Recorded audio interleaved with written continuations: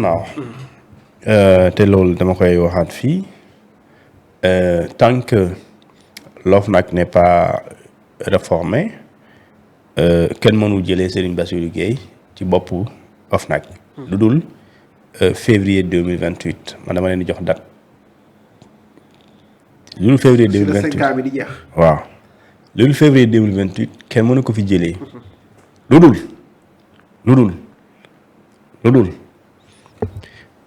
ñaanu ma ko yàlla mais loi bi lu mu wax laa lay wax démission te démission est un acte volontaire. daf koy neex dal. da koy neex lu dul décès kenn ñaanul ko kenn je pense. génn àdduna. su dul lu dul empêchement ci yoon empêchement mooy mënatu. waaw ku tële daal. waaw 4e bi faute lourde moom. mooy nga def kooku yoon définir na ko. lu dul ñeent yi da ngay xaar ba 2028 février mu soog a jógee fi loolu te du ma waxantu article 6 moo ko wax dama la koy liiral Bamba ah. article 6 de la loi février 2024 daf ne le mandat il ne peut être mis fin avant leur terme aux fonctions du président de l'OFNAC qu'en cas de décès, d'empêchement, de démission ou de faute lourde. Article 5 moom moo ne le mandat plutôt de tous les membres est de 5 ans. Donc c'est 5 ans. Nommé février 2024 et daf ne disposition yi ñu wax dafay entrer en vigueur dès l'instant que la loi est promulguée. Elle a été promulguée en février 2024. Donc pour mu jóge fi donc ce sera en février 2028. Maintenant boo bañee mu jóge fi il faut nga réformer l'OFNAC wala nga dissoudre ko. À défaut de ça, il est là toujours jusqu'à 2028 avec le régime actuel. Et il travaille avec Diomaye jusqu'en février 2024 pour Diomaye mën ko fi jëlee. te su boobaa Diomaye 2028 day préparé présidentielle 2029 et 2028 day fekk élection législative yi locales yi jàll 2028 day fekk aussi ñu nekk ci élection le novembre yi kii député yi local waaw législative yi 2024 2025 2026 2027 2028 ñuy waajal élection député yi encore kon da ngay gis ne il est toujours là bu dee jàmm kese la léegi nag li tax mu doy waar fii OFNAC daa am doole dafa am doole doole bi mu am mooy. musu ko am waaw musu ko am mais dañ ko dollil te bi ñu ko dolli yàggul de. ci benn at lay toll parce que février 2024 lañ ko yokkal doole bu ñu ko yokkal mooy les pouvoirs de garde à vue et les pouvoirs de classement sans suite musu ko am te loolu yëfu justice la justice mooy classé sans suite justice mooy garde la à vue nit. est-ce que xam nga ne policiers yi bu ñu lay garde à vue procureur moo naan garde à vue wala nga garde ko à vue le temps nga contacter procureur wala nga contacter procureur mu ne ko garde ko à vue. teel ma ko foofu waaw nga teel ma léegi OFNAC moom am na possibilité garde à vue nit am na possibilité classer sans suite le dossier et dans un système judiciaire seul le procureur a les pouvoirs procureur moom moo am classer le dossier sans suite même le juge d'instruction mënu ko juge simple mënu ko procureur kese moo ko mën. Classer un dossier sans suite alors que Serigne Bassirou Gueye en tant que président de l'OFNAC a la possibilité de classer un dossier sans suite et de garder à vue benn nit bu ñu jàpp ne corruption enrichissement illicite fraude d'accord mën na la garder à vue. te loolu aussi du ma ko wax rek simplement comme ça bàyyi ma wax la fu ñu ko waxee. ñu ne la article 2 sëñ bi. L'OFNAC a pour mission la prévention et la lutte contre la fraude, la corruption, l'enrichissement illicite. Je rappelle que tous les Sénégalais ont le droit de porter plainte pour enrichissement illicite à l'encontre de toutes ces fonctionnaires. waaw ñi nga xam ñoo cautionné am ngeen droit def loolu pour ñu tijji enquête xool ñoom est-ce que amuñu alal amin bu lewul. c'est-à-dire ay appartement yëpp. waaw ñoom ñëpp. ak 150 millions yi. tout le monde mën ngeen def plainte contre ñooñu. pour délit présumé d'enrichissement illicite. mën ngeen ko def de yoon mayoon ko de mën ngeen ko def je vous dis. léegi ñu ne article 2 l'OFNAC a pour mission la prévention et la lutte contre la fraude, la corruption, l'enrichissement illicite, les pratiques assimilées et les infractions connexes. mu ne par dérogation aux dispositions du code de procédure pénale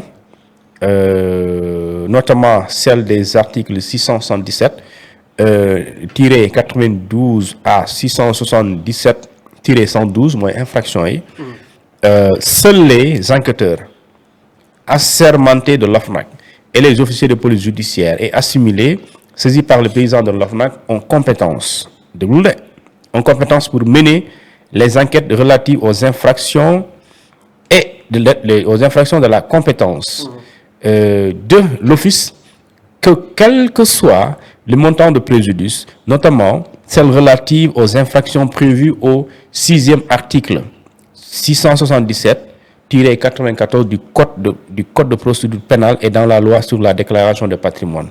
mu dem mu ne pour ces infractions fii la mbir bi nekk pour ces infractions de sa compétence le président de l'OFNAC peut adresser directement ses instructions aux enquêteurs assermentés de l'OFNAC ainsi qu'aux officiers de police judiciaire et assimilés waa DIC officier de police judiciaire la d'accord yenn élément gendarmerie officier de police judiciaire lañ léegi ñu ne la wala ak ñeneen ñu mu doon ñoo xamante jox nañ leen enquête loolu bëgg a wax waa BAG ñenn ñi am na mën nañ ko doon léegi ñu ne la bu loolu ne amee s'il estime président bi la ñuy waxal bu président bi jàppee s'il estime que les faits pendant au niveau d'une autorité d'enquête sont de sa compétence le président de l'OFNAC peut par réquisition écrite en dessaisir cette autorité qui est tenue de se conformer aux dites réquisitions dès qu'elle en a connaissance quel que soit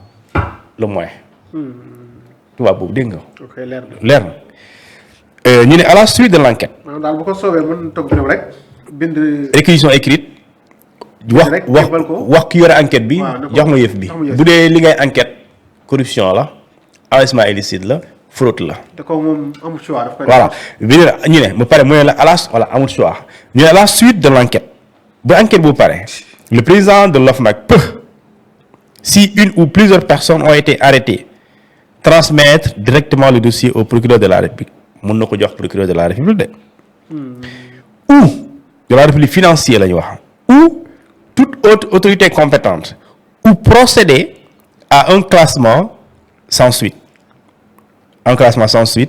point les personnes arrêtées peuvent en même temps être déférées les ñu la aussi en cas d'absence ou par délégation aux dispositions de l'article 7 du président du président désigne la personne qui assure etc mais donc fii am na possibilité nga def lu ñu tuddee classement du dossier sans suite donc mooy.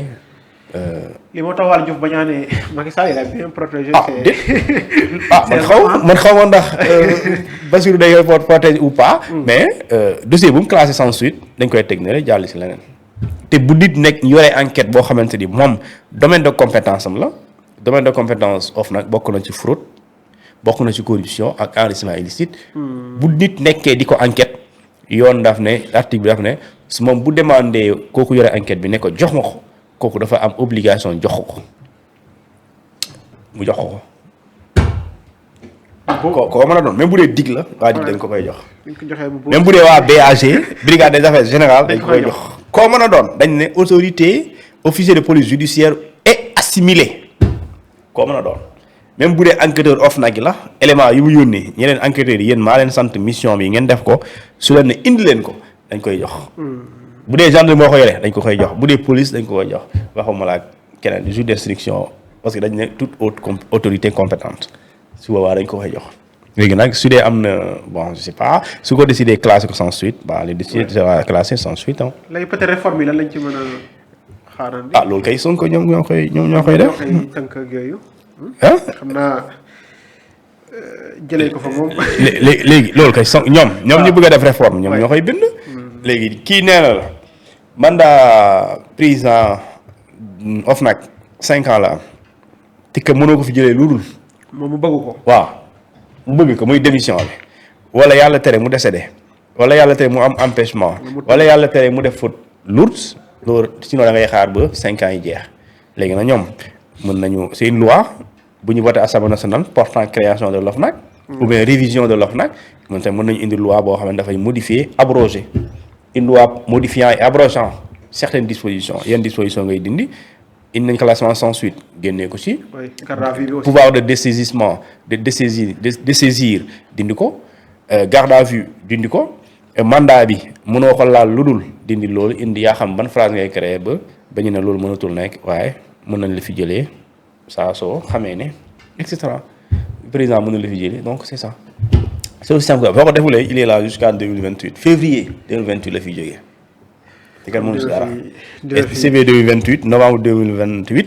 su ma juumee ne dañuy dem ci élection député yi pour 5 ans. c'est comme ça. kon dina fi yàgg. waaw léet noonu la à moins que nguur gi bëgg a violer yoon xanaa lu te bu violer yoon su ko neexee mu dem opposé wu ci loolu. yëpp la suspendre mandat bi. nu ñu suspendre mandat moom kay dégg nga wax pour nga dàq ko. oui foog ñu réformer daal. non pour nga dàq ko il faut mu def faute lourde. lu ci des yëpp ndogalu yàlla la.